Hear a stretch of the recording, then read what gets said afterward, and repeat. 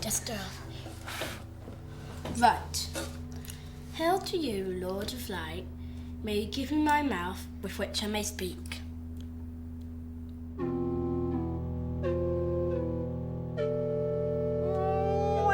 Well, is that my alarm call? It is. Here we go again. And there's something we both want to ask you. What's that? Well, excuse us for saying so, but you look a bit funny. Funny? Yes, why have you got all those bandages on? Were you in some sort of an accident?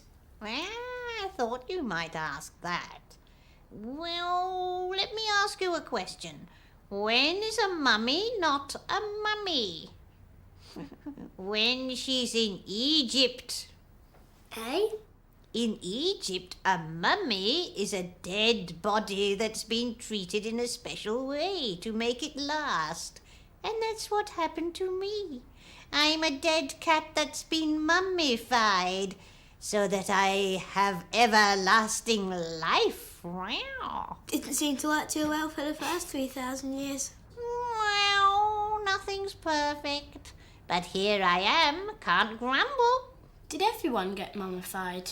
Certainly not. It was an honor, and it also took quite a lot of time and effort.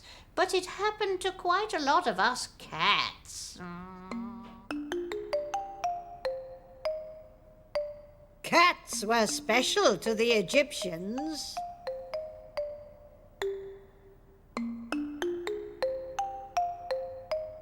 If a fire broke out in a house, the first thing Egyptian families did was to rescue the cat.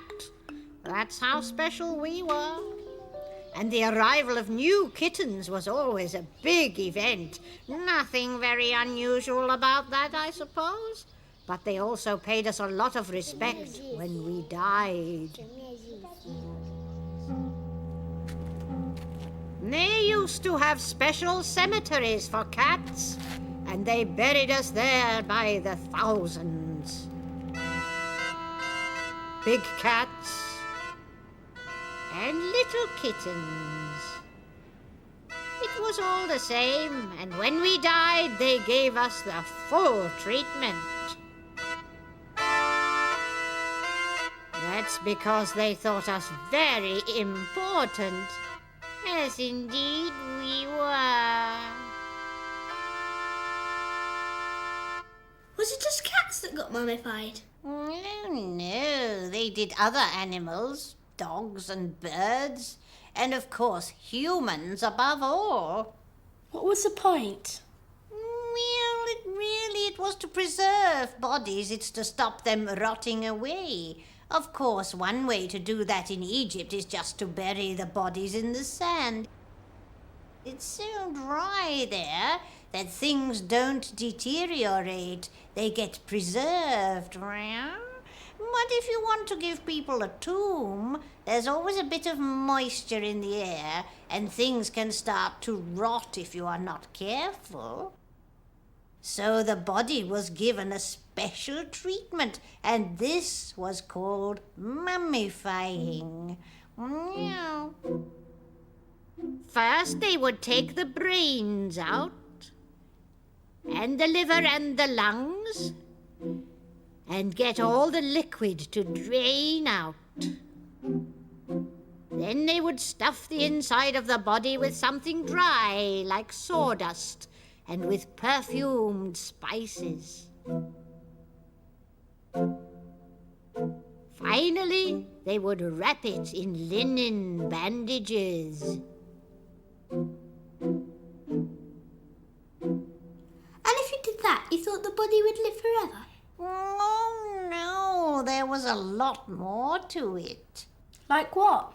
Well, it helped if you were buried in the right place. People lived on the east bank of the Nile, but you had to be buried on the west side, the side on which the sun set. So the dead body would be rowed across on a funeral boat.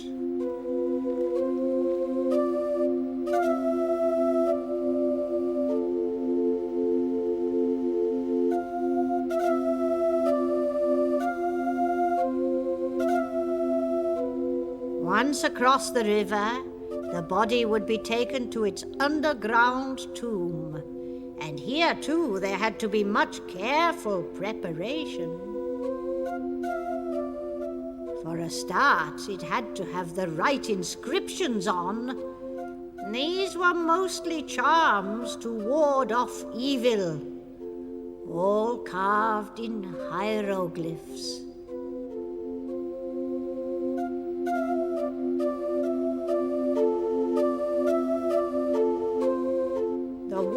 Paintings were also important. They carried messages that would help the dead man in the next world.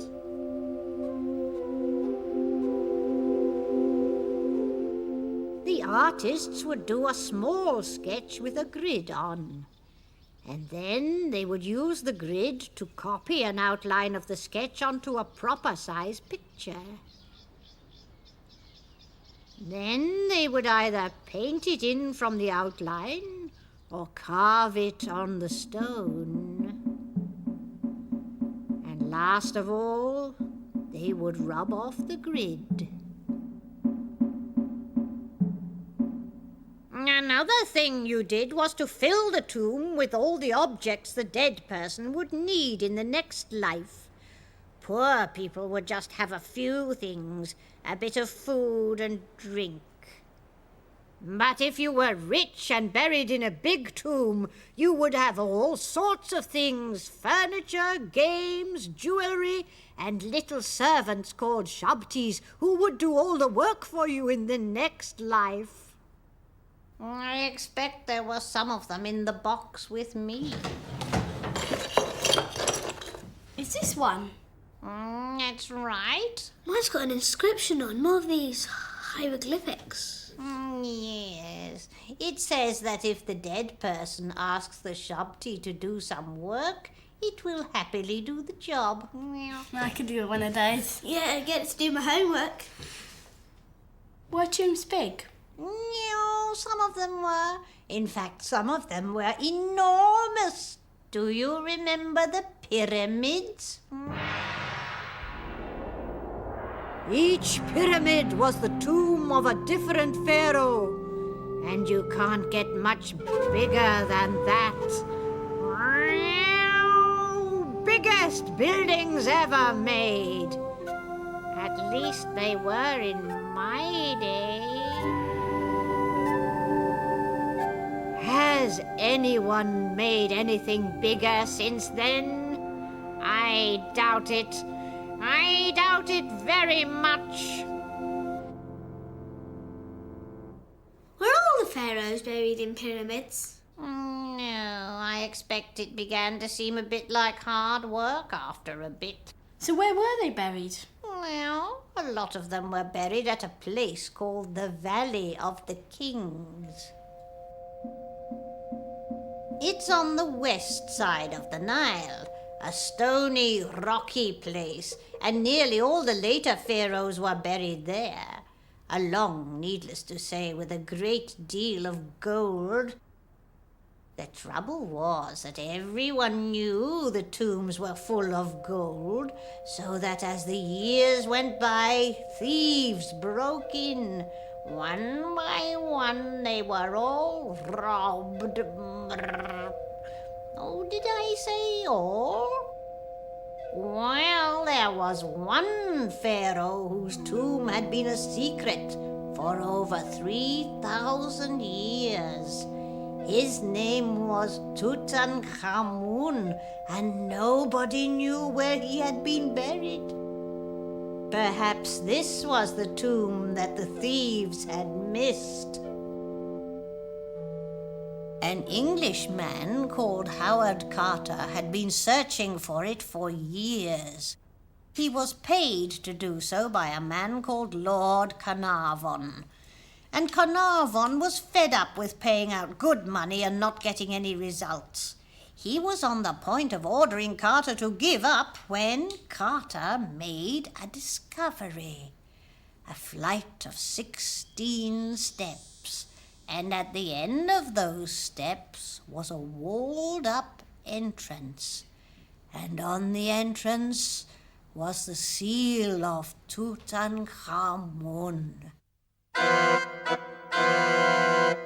Carter immediately sent back a message to Lord Carnarvon. At last have made wonderful discovery in valley. A magnificent tomb with seals intact.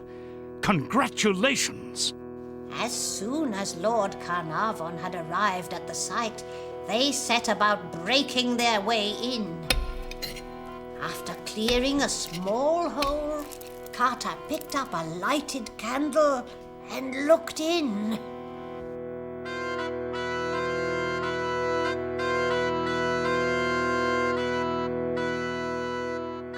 Well, come on, Carter, what can you see? I see wonderful things. Lost Pharaoh discovered! Carter finds Tutankhamun's tomb! Lost Pharaoh discovered! Carter finds Tutankhamun's tomb! Lost Pharaoh discovered! Meanwhile, as Carter worked on, he discovered that there were 3 separate chambers, and all of them were stuffed with treasure.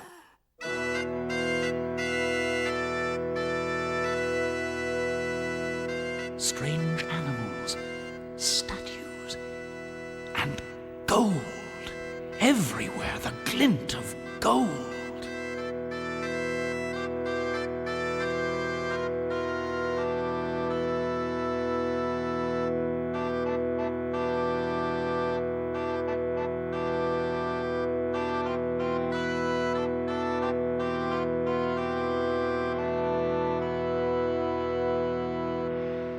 And right at the heart of the tomb was the mummy of Tutankhamun himself, with a solid gold death mask.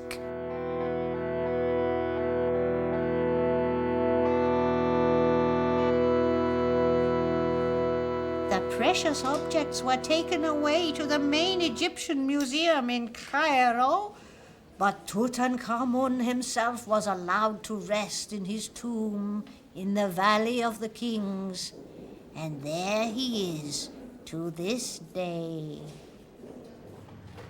There was just one occasion on which the tomb was opened up. Scientists wanted to examine the body once more to see if they could find out what he died of. This time, film cameras were there. And as they unwrapped the bandages, there he was, after 3,500 years, the Pharaoh Tutankhamun.